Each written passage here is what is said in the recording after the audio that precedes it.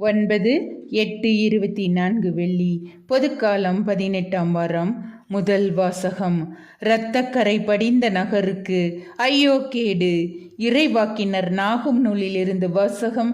அதிகாரம் 1 இறைவசனங்கள் 15, அதிகாரம் 2 இறைவசனங்கள் 2, அதிகாரம் 3 இறைவசனங்கள் 1 முதல் 3, 6 முதல் 7. வெற்றி வெற்றி என்று முழங்கி நற்செய்தி அறிவிப்பவனின் கால்கள் மலைகளின் மேல் தென்படுகின்றன.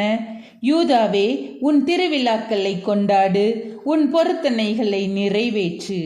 ஏனெனில் தீயவன் உன் நடுவில் இனி வரவே மாட்டான். அவன் முற்றிலும் அழிந்து விட்டான். இஸ்ரேலின் மேன்மை போலவே யாக்கோப்பின் மேன்மையை ஆண்டவர் மீண்டும் நிலைநாட்டுகின்றார். கொள்ளைக்காரர்கள் அவர்களை கொள்ளையடித்தனர்.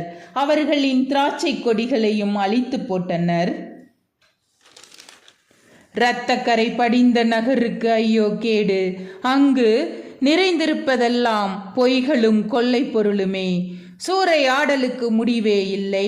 சாட்டையடிகளின் ஓசை, சக்கரங்களின் கிரிச்சிடும் ஒளி, தாவி பாயும் புறவிகள், உருண்டோடும் தேர்கள், குதிரை வீரர்கள் பாய்ந்து தாக்குகின்றனர்.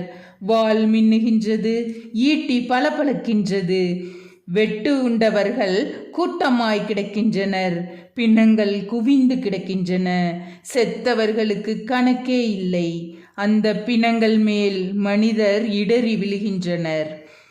அருவருப்பானவற்றை உன் மீது எறிவேன். உன்னை இகழ்ச்சியுடன் நடத்தி பகடி பொருளாக்குவேன். உன்னை நோக்குவோர் எல்லாம் உன்னிடமிருந்து பின்வாங்கி நினிவே பாழாய் போனது, அவளுக்காக புலம்புவோர் யாரேனும் உண்டோ என்று சொல்வார்கள். உன்னை தேற்றுவோரை எங்கே தேடுவேன்? ஆண்டவரின் அருள்வாக்கு. இறைவா, உமக்கு நன்றி.